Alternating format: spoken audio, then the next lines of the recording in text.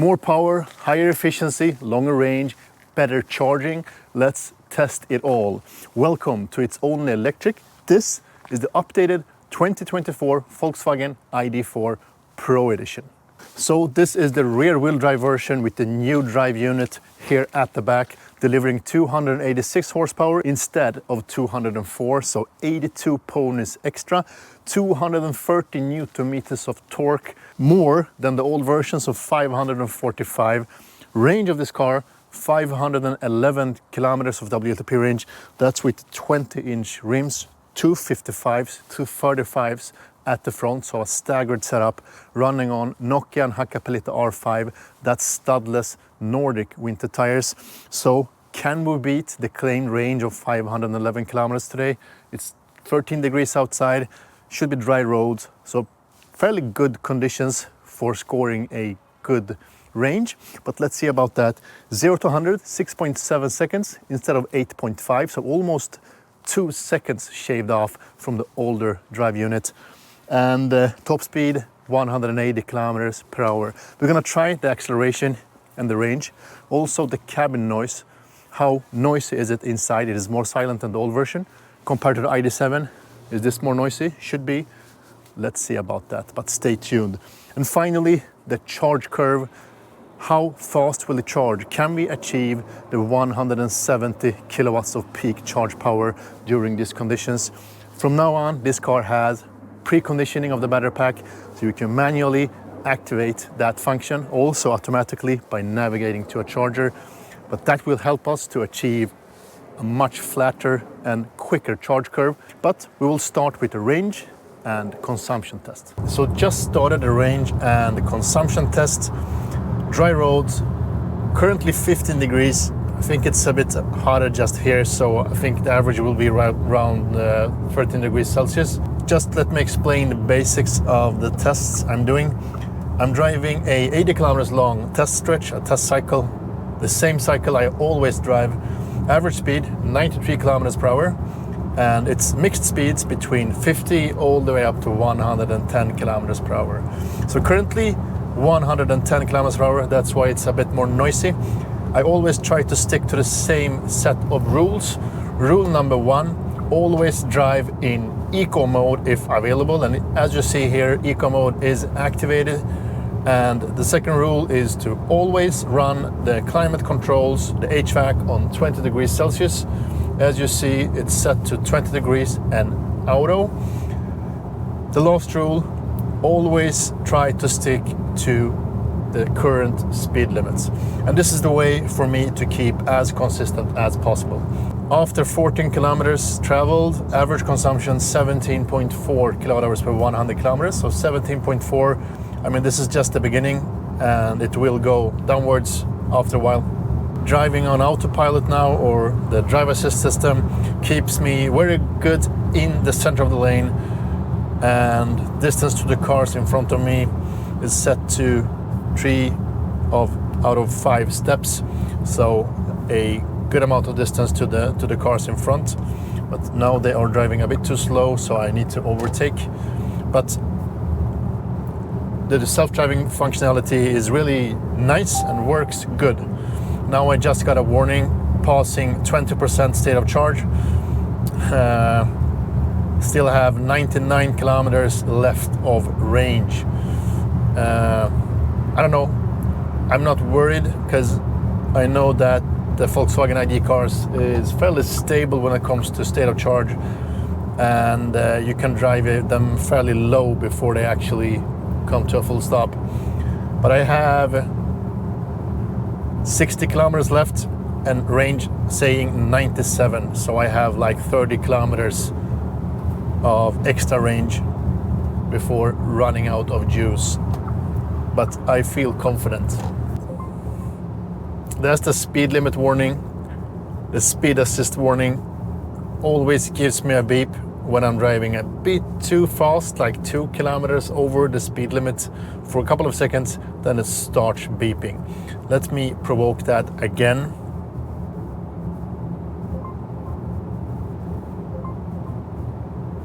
Yeah, you heard that beep. I'm gonna slow down. Taycan, He was in a hurry. So that beep is actually possible to turn off. Of course, that's a mandatory rule for the whole EU region. Mandatory thing to implement for all the car manufacturers from 2024 and onwards. But the good thing is that it is possible to turn off, but you need to do it every time you re-enter or restart your car. Volkswagen have implemented a shortcut for it. So instead of digging around in the menus, you can add a shortcut at the top of the screen. So as you see here, it says assist, and that takes you directly to that specific screen of drive assist settings. And that specific setting is called speed warning. So let's turn that off and let's turn off all the beeping. So fairly easy, 2-click approach. Click the shortcut and then deactivate the speed warning. So hitting the halfway, 40 kilometers passed, average consumption 15.9 kilowatt hours per 100 kilometers, so 15.9. That's a good consumption and will result in a good range probably, but let's see about the other half of the road. We'll hit some higher speeds at the end. So let's see if we can keep it as low as this. I don't think so, but it will still be exciting. And then calculate the full possible range for 100% of the battery pack. Back home, let me summarize the range and consumption test. Average consumption for the whole trip, 15.9 kilowatt hours per 100 kilometers. That equals, for a full charge, 100% for the battery pack, 484 kilometers of full range. Compared to the stated WLTP range of 511 kilometers, that's actually 95% of the stated range. So 95% of 511 kilometers, that's good. I mean, given the conditions, 14 degrees dry roads, that's good conditions, almost summer temperatures, but on winter tires, that's a good range. This is a efficient car, and the MEB platform is efficient. That's known since earlier, but still impressed about the actual range. And this is the range topping model. You won't get any ID4 with long range in this. This is the rear wheel drive version with the big battery pack. So this is as good as it gets. During colder temperatures, expect lower range. Let's move on to the noise, the cabin noise test. And when it comes to the noise, this is a car that's really more silent than expected. It's surprisingly exactly on par with the Volkswagen ID.7, the more luxurious big sedan. Exactly the same noise in all speeds. So that's impressive. Double paned windows, so acoustic glass here at the front, not at the back. Silent cabin, not that much of a wind noise in higher speeds, and seems to be well insulated overall in the doors, the floor, etc. So this is a silent and comfortable cabin. And compared to other cars, I mean, ID.7 on par with that one, a bit more silent in average than the Neo EL6, a lot more silent than the Tesla Model Y. So there you have some comparisons. And yeah, overall, a good, comfortable ride here in the ID.4. It's getting late. I'm finally done with the charging and acceleration test. I really needed to charge up the car to 80% to be able to perform my acceleration test. So I've been waiting for this all day. And I had some problems, so issues with the charging. Probably not the car itself, but the chargers seem to cause some problems. I had switched chargers a couple of times, needed to drive it down to 10% again, heat up, reheat the battery pack. So a couple of hours later, I'm back and I'm charged up. So the final result, in the beginning of the video, I said that this car had a charge curve or a maximum charge speed over 170 kilowatts. I'm wrong. The Pro Edition, the Pro trim, the rear wheel drive version only has 135 kilowatts as a peak charge speed. I'm really not sure why, because the GTX version, and also the 4Motion version, the all-wheel drive versions with the same battery pack, actually has the higher top speed, 175. This one, the rear-wheel drive, only 135, and that's really disappointing. I was really expecting Volkswagen to have the quicker charge speed also for the rear-wheel drive version, because the ID7 has that even if it's only rear-wheel drive. So that's really a strange decision from Volkswagen here. I'm not sure if it's just a stupid idea or if it's caused by different battery packs. I'm not sure, but I know that Volkswagen has been switching between CATL batteries and LG's pouch cells. Maybe this one is running on CATL battery and the other cars on LG's battery packs. That may be one issue or one difference that makes this car charge slower. But I rather think that it is to be able to sell the four-wheel drive versions instead. I'm not sure, but I'm going to ask Volkswagen Sweden, and see if they know why, because this was really disappointing. But anyway, let's move on to the actual charge curve. 10 to 80%. I managed a top speed of 138 kilowatts. That's a bit higher than the stated 135. And that was around 14%, up all the way to 21%. Then it starts tapping very slowly. It actually kept speeds over 130 kilowatts all the way up to 40%. Then at 40%, it starts tapering. So 40 is 130. Then at 50%, it tapers down all the way to 123. And at 55%, it keeps that speed. At 65%, it starts slowing down to closer to 100 kilowatts, 110 to be more exact. And it actually hits 100 kilowatts at 74% state of charge. And at 80%, the final speed was 70 kilowatts. So that's a fairly flat curve, and the tapering is not that aggressive.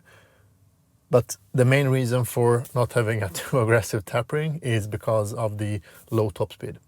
The total charge time, 10 to 80%, took 34 minutes and 5 seconds to be exact.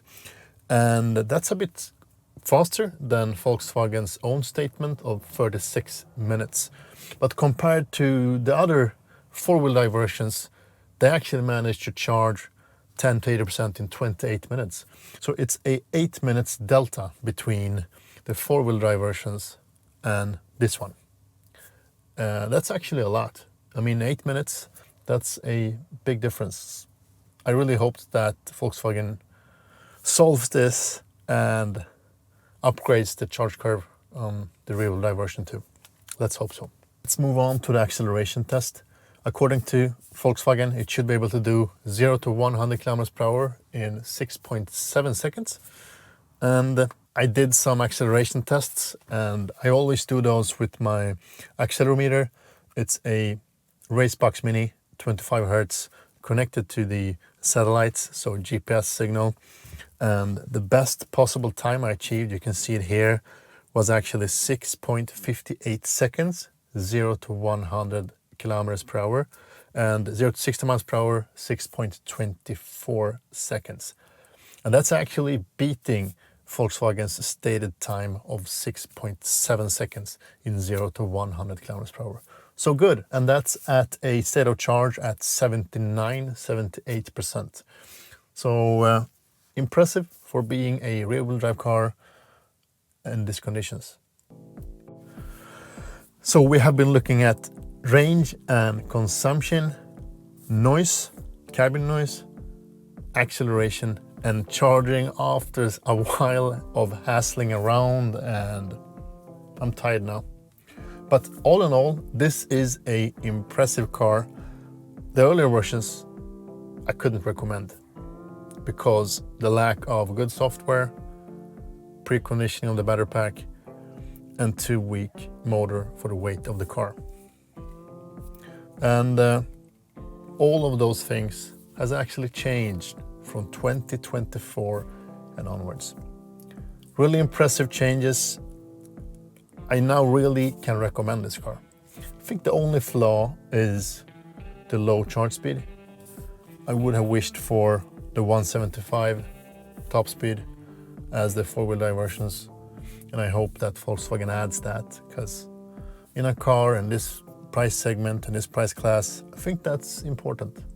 So that's it for today. I hope you enjoyed this video and that I could provide you some good information about the updated Volkswagen ID.4. And as always, like, subscribe and engage. Very important. And also, please let me know your thoughts about the updated ID.4. Is it worth buying now? Was this the most important update yet of this car? I think so. But share your thoughts and let us have a discussion. And as always, thank you for watching. Stay electric. Speak to you soon.